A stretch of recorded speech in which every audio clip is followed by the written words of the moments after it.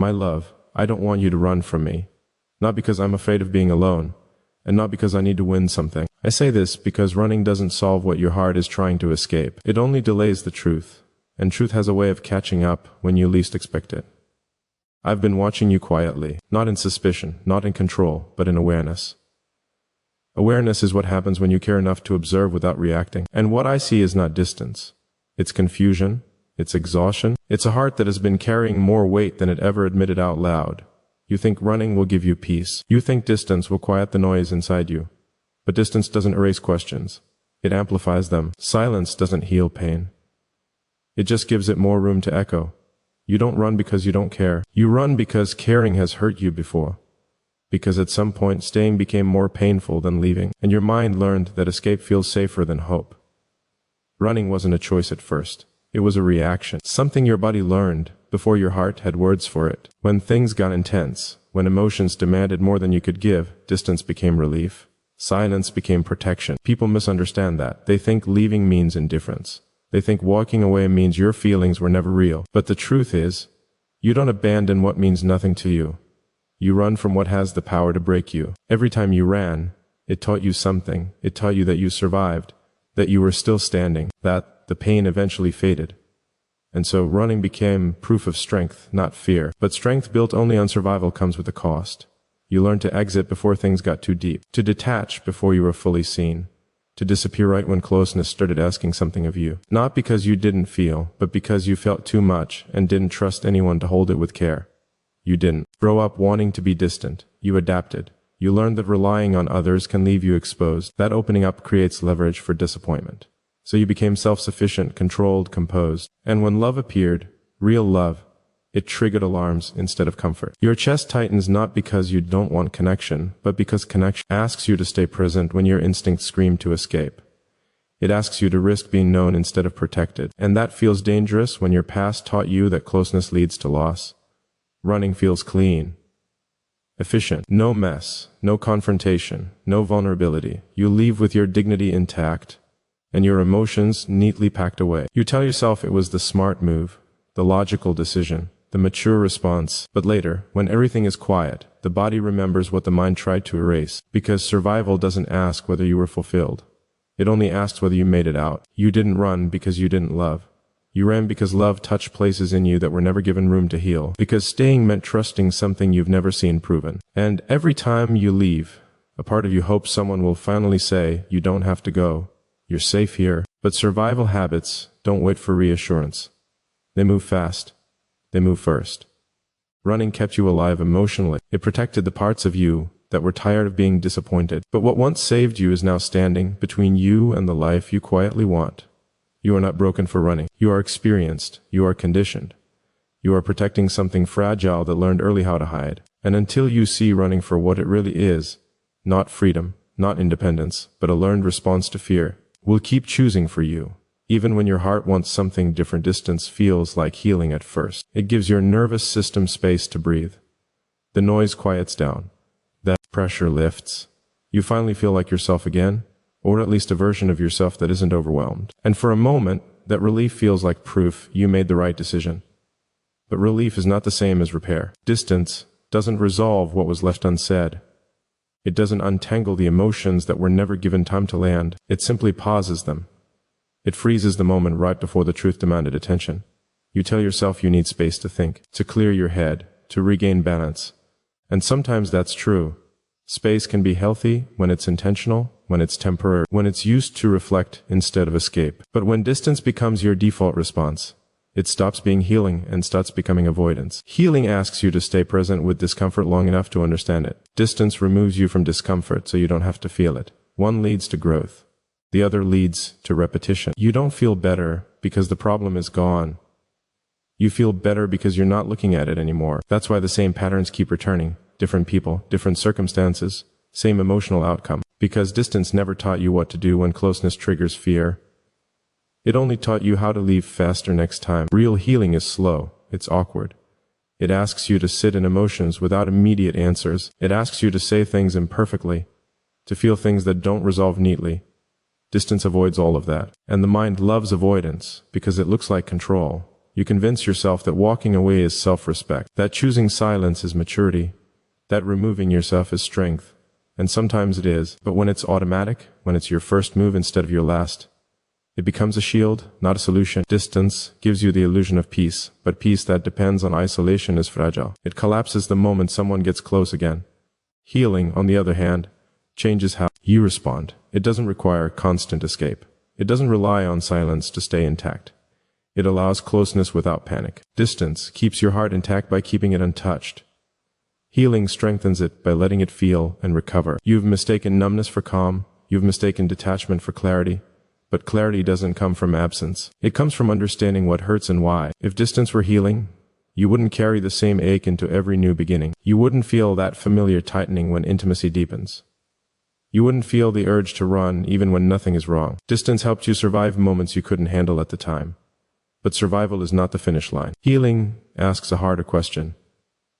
Not how far can I get away from this, but what is this trying to show me about myself? You call it independence, but deep down it feels more like distance you've learned to justify. You tell yourself you don't need anyone, that relying on yourself is strength, that emotional self-sufficiency is maturity, and on the surface, it looks impressive. You handle things alone, you don't fall apart, you don't ask for much. But independence built from fear always carries a quiet loneliness. You didn't become independent because you wanted to. You became independent because depending on others once cost you something, because trust wasn't met with care, because showing up fully didn't lead to safety, so you adapted. You learned to need less, to expect less, to feel less. And over time, that adaptation started to feel like identity. You learned to pride yourself on not needing reassurance, not leaning on anyone, not asking for help. You learned to walk away before attachment could grow roots. You told yourself this was strength, because strength meant not breaking when things ended. But real strength isn't about not needing. It's about knowing you can need and still remain whole. Independence becomes fear when closeness feels threatening, when intimacy feels like losing control, when being seen feels like being exposed. At that point, independence isn't freedom, it's armor. You keep your life organized, your emotions contained, your boundaries sharp. You don't let chaos in. And in doing so, you also don't let anyone close enough to truly know you. You say you value peace. But peace that comes from emotional isolation is fragile. It depends on keeping everyone at a distance. One unexpected connection, one moment of vulnerability, and everything feels destabilized. That's not peace. That's maintenance. Fear disguised as independence convinces you that connection will drain you, trap you, slow you down. It tells you that love comes with obligations you'll lose yourself trying to meet. So you stay self-contained, self-directed, self-protected, and yet late at night when there's no one to impress, you feel the weight of carrying everything alone. You don't miss people. You miss being understood without explaining. You miss feeling safe enough to let your guard down. You miss sharing the quiet parts of yourself without calculating the cost. True independence doesn't reject connection. It chooses it freely. It knows that needing someone doesn't erase strength. It deepens it. Fear-based independence keeps you in control, but it also keeps you untouched. No one can hurt you there. No one can reach you either. And the hardest truth is this. The same walls that protect you from pain also block the very closeness you secretly crave. You don't have to give up your independence to let someone in. You just have to stop using it as a reason to stay alone. You're afraid that if you let yourself be vulnerable, you'll lose control. That emotions will spill out in ways you can't manage. That once you open the door, you won't know how to close it again. Control has always been how you stayed safe. It's how you kept your footing when everything else felt uncertain. You learned early that emotions can complicate things. They slow you down. They make you unpredictable. They introduce risk. So you trained yourself to stay composed, to think before you feel, to analyze instead of experience. Vulnerability feels like stepping into unknown territory without a map. You worry that if you admit how you really feel, it will be used against you. That your honesty will become leverage. That showing your fears will make you smaller in someone else's eyes. So you keep your inner world carefully managed, revealing only what feels safe. But control has a cost. When you hold everything in, emotions don't disappear. They accumulate. They show up in subtle ways, in distance, in silence, in the urge to withdraw right when closeness begins to deepen. You tell yourself you're protecting your peace. But peace built on suppression is unstable. It requires constant effort, constant monitoring. One unexpected moment of intimacy, and the whole structure feels threatened. Vulnerability isn't about losing control. It's about choosing where control matters and where it doesn't. You don't need to spill everything all at once. You don't need to collapse or unravel. Vulnerability can be quiet. measured, intentional. It can be as simple as staying present when your instinct is to retreat. Control tells you to leave before you get hurt. Vulnerability asks you to stay long enough to see if hurt is actually inevitable. You've been confusing emotional restraint with strength. But strength isn't the absence of feeling. It's the ability to feel without being overwhelmed by it. When you avoid vulnerability, you avoid risk, but you also avoid depth. Relationships stay surface level, safe, predictable, but something always feels missing. You feel it in moments when you want to say more but don't. When you want to reach out but stop yourself. When you want to be known but fear the consequences. Vulnerability doesn't strip you of control. It redefines it. It allows you to decide how close to let someone in instead of letting fear decide for you. The real loss of control happens when your decisions are driven by avoidance rather than choice. You don't lose yourself by opening up. You lose yourself by constantly hiding. And the truth you don't want to admit is that staying guarded hasn't made you feel safer. It's just made you feel alone. Letting yourself be vulnerable isn't about surrendering power. It's about trusting yourself enough to remain present, even when the outcome isn't guaranteed. Staying has always felt heavier than leaving. Leaving is quick, clean. It gives you instant relief. Staying asks you to slow down, to sit with uncertainty, to face emotions that don't come with instruction. And because of that, staying often feels like pressure, like obligation, like something you're being forced into. But staying is only a burden when it isn't chosen. You're afraid that if you stay, you'll owe something, that you'll be trapped by expectations. That remaining present means sacrificing your freedom. So the moment things start to feel serious, your body prepares to escape. Not because you want to go, but because you don't want to feel cornered. You've confused commitment with captivity. No one ever taught you that staying can be an act of agency. That remaining isn't the same as giving up control. That choosing to stay, even temporarily, can be a decision rooted in strength rather than fear. Obligation feels heavy because it ignores your will. Choice feels lighter because it honors it. When you stay out of obligation, resentment builds. You start counting the cost. You start pulling away emotionally, even if you're physically present. You feel misunderstood, pressured, constrained. But when you stay by choice, something shifts inside you. You're no longer trapped. You're participating. You're observing. You're allowing yourself to see what unfolds without already planning your exit. Staying doesn't mean forever. It doesn't mean promises you're not ready to make. It doesn't mean giving someone access to parts of you that aren't ready to be shared. Staying can simply mean not running at the first sign of discomfort. You've been leaving to protect your freedom. But freedom isn't the absence of commitment, it's the presence of choice. You don't lose yourself by staying present in a moment. You lose yourself when fear decides for you before you've had a chance to understand what you actually want. Staying allows clarity to emerge. It gives emotions time to settle.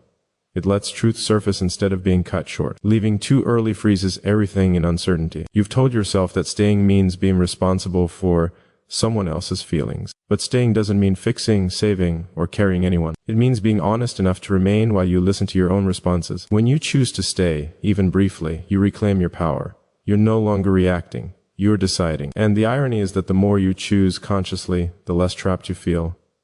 You don't need to be held hostage by connection. You need to experience it without running from the moment it asks you to be present. Staying is not surrender. It's self-trust. It's believing that you can remain in the room, feel what arises, and still walk away later if that choice remains true to you. Staying doesn't bind you. Fear does. Leaving too early feels like protection. It gives you a sense of control, like you outsmarted pain before it had a chance to reach you. You tell yourself you saw the signs, read the pattern, avoided the inevitable. And for a moment, that belief brings comfort. But what you don't see right away is what leaving early quietly takes from you. When you walk away before things fully unfold, you don't just leave the risk behind. You leave the answers. You leave the understanding that only comes from staying long enough to see what was real and what was fear. Unfinished moments have a way of following you, replaying themselves in different forms. You carry questions instead of closure. What if it would have worked? What if you had stayed? One more conversation, one more honest moment, one more uncomfortable silence? Those questions don't hurt loudly. They hurt slowly. They show up when life is calm, when distractions fade, when there's space to think. Leaving early doesn't erase pain. It postpones it. You convince yourself that you avoided heartbreak, but what you actually avoided was depth. You avoided learning how to navigate conflict, how to sit in uncertainty, how to let something evolve beyond its fragile beginning. Growth doesn't happen in exits. It happens in endurance. Every time you leave too soon, you strengthen the belief that nothing lasts, that closeness always leads to loss, that it's safer not to hope. And slowly, you stop giving situations a real chance. You stop opening fully. You stop believing in outcomes you can't control. You don't notice it at first. You still function. You still connect. But everything stays a little shallow, a little guarded, a little unfinished. Leaving early teaches your heart that safety matters more than fulfillment. That certainty is better than possibility. And over time, that lesson becomes heavy.